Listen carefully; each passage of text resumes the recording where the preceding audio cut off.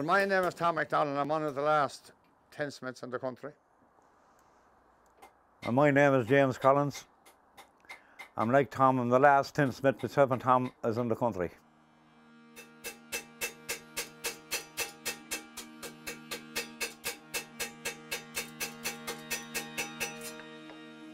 Oh, I know him since a child. I know him too long. You might say we're rare together. I know him all my life. We learned this by looking at our father doing it. You know, man, and then we started off when we were 12, 14 years of age, we could make the stuff down ourselves. You travel maybe from maybe 5 or 6 miles on to somewhere else. Stay there for a few days, and the old men would make this stuff, and the women would go out and bring them out through the houses. Put bochums and buckers and pots and that. There could be maybe 7 or 8 groups of travellers on the road, and every one was doing the same thing. So you didn't even talk about it, just an everyday thing. There was some of them faster than others and some of them better than others. Nobody passed heed of it, because every traveller is nearly on the road at the same time. You wouldn't go too long now without seeing a few. No, there were only a few miles away from one another, you know, man, now. That was hard times. In every county, you know, man. You'd always bump into somebody. You'd always bump into them. Oh, it was a great life. It was a great life. It was hard in the winter, all right, but you just you're born into it, you know, man. The bad weather and all that crack, you know, man, you just pass my head of it. It was a good life. You're constantly moving from parish to parish and county to county, you know, man. It was a lovely life. And then the area that you're in, the settled people knew you. You know, man, they knew you that well that just pass no heed of you. Just do the work for them. And that's about all. You have this for marking, the stuff out. You have the clips for cutting it. You have the awl for marking out the bottoms. The hammer for sealing it. And this you use for tapping them up. That's called a scooter. That's basically all you need. And then you have the hatch stake for tightening the bottoms and making the handles. To finish one in 15, maybe 20 minutes or so.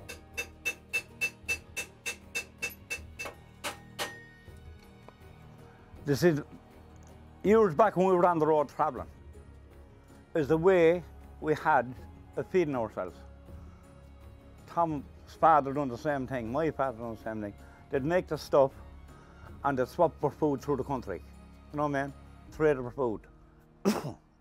All things like that. It's the way they had it. There was never on matter, no money, no nothing, because you was a trader that says for food. You know, man, there was no difference in that time in the tinsmiths and what they were doing. Them all was doing the one thing.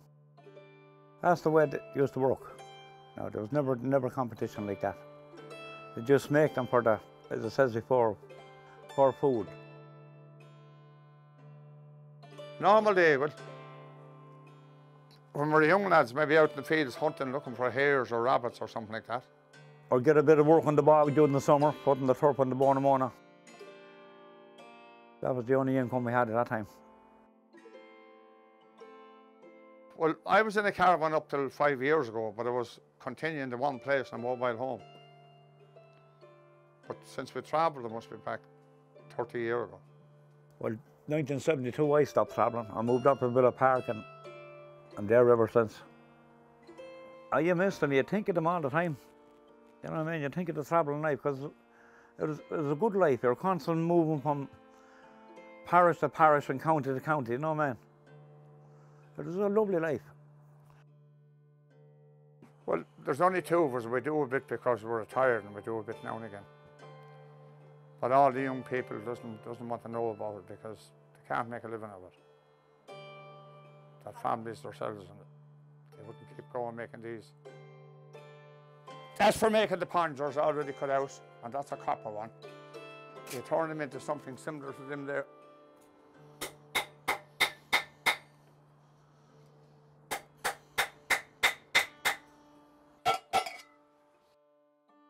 if our fathers was alive, they wouldn't be able to tell you where it came from first, because all back in their generations was doing it. Nobody ever talked about where did you learn it, because everybody knew it and everybody could do it. Well, I started off when I was a young lad watching my father doing it.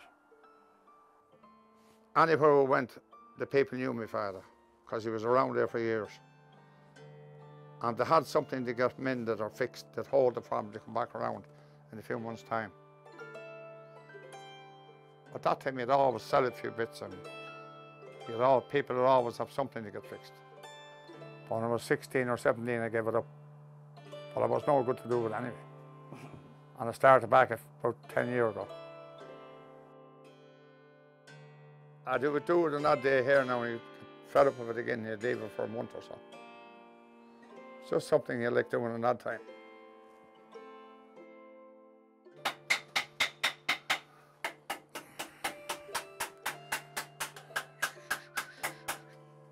Well, it's losing a lot of tradition with the tinsmithing, because in the last years back there was nobody doing it.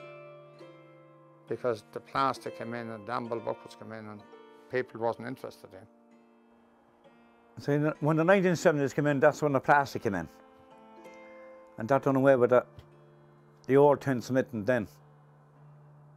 Because when that time you buy a bucket for 6 or a shilling that time in the own money. You know what I mean? And then it's gone away now here. You just can't get the tin anymore, or you can't get the rivets anymore. Because every hardware in the country that time used to have the tin, as Tom will tell you, and used to have the rivets. So every hardware had it. But not anymore, that's all done away with.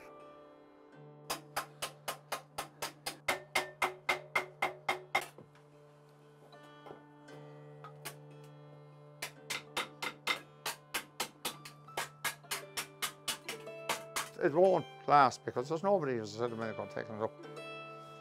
We've done a few courses, all right, learning young fellas. Very odd when you get interested, trying to keep it up going. Even the were interested, you can't get the tools. Them there, you can't get them anymore. Them it's finished. See, the use we made, Tom will tell you there. There's a place up in Cavan there. There's a place called Baileyborough, and there was a foundry there. And the travellers used to get all this stuff made with them.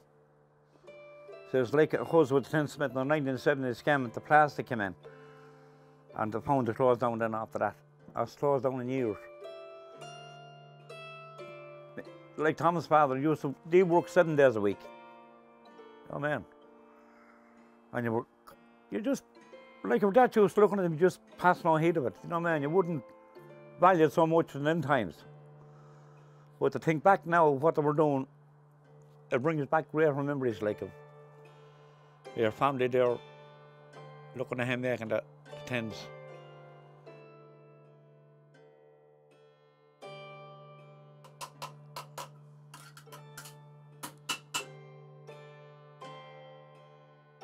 It is dying out, it's gone. Well, it's gone as it is, I think, Tom, isn't it? It is mostly, yeah. Sure, it was gone for years. For years. You know what I mean?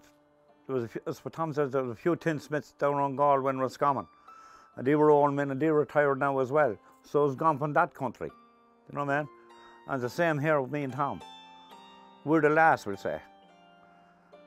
And when we go, that's the end of the tinsmith. There's more. Yeah, more tinsmiths.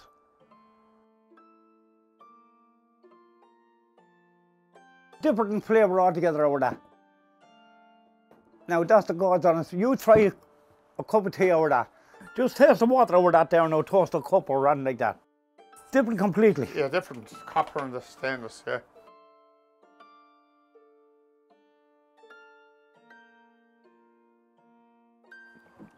Beautiful. It's like poaching.